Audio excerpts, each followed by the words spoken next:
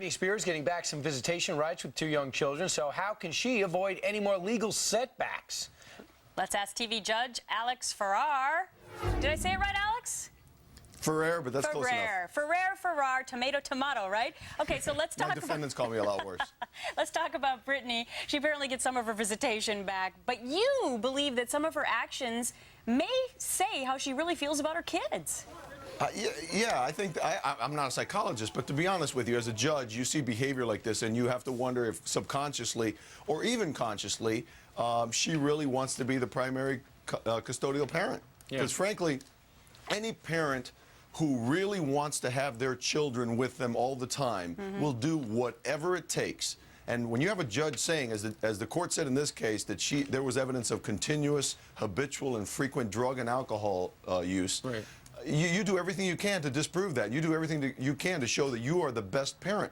And all we saw from Britney was her going out partying. Apparently, she must not have taken the drug test, because I can't imagine anything else that would cause the judge to snatch the children away from her. And you just don't do that if you really want to have the children. So I have serious doubts. So, Judge, the judge let her have the kids, took the kids away, gave the kids back. Last week, during this whole time, just the day before she wound up losing the kids, according to one of the tabloids here in New York City, it said that she was overheard by somebody really bad-mouthing the judge, calling him every imaginable name. You've been in that situation as a judge. If one of the people who appears in front of you routinely is bad-mouthing you, is that going to affect what you decide to do with their kids? I don't know why you think I've been in that situation. You think everybody badmouths me when I'm a judge? No, the reality is that should not affect your decision at all. The judge's decision should be based on what's in the best interest of the children. You don't have to have the parents like you. In fact, I was in criminal court for 9 years, and I guarantee you they did not like me.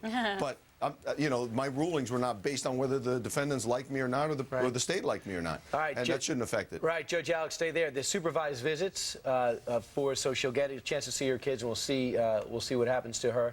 Probably something weird, I predict. But meanwhile, coming up straight ahead, he's going to stick around. Right, that's what I just said. He's going to talk to us about that 7-year-old. Yeah, the 7-year-old kid who had a drawing. They got him suspended from school. I want to see what you would do if you were the parent.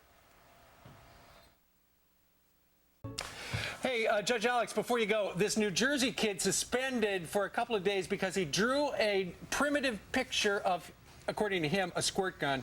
What do you think? Over the line? Totally over the line. I mean, let's face it, the drawing of a 7-year-old does not equate to the plot of violence of a teenager. It's not the same thing. Exactly. And I think, Gretchen, you would agree with me that if that were the standard, Brian and Steve would still be in prison for the things they do as 7-year-olds. Absolutely. Oh, you know something that I don't then, Judge. You and I will chat.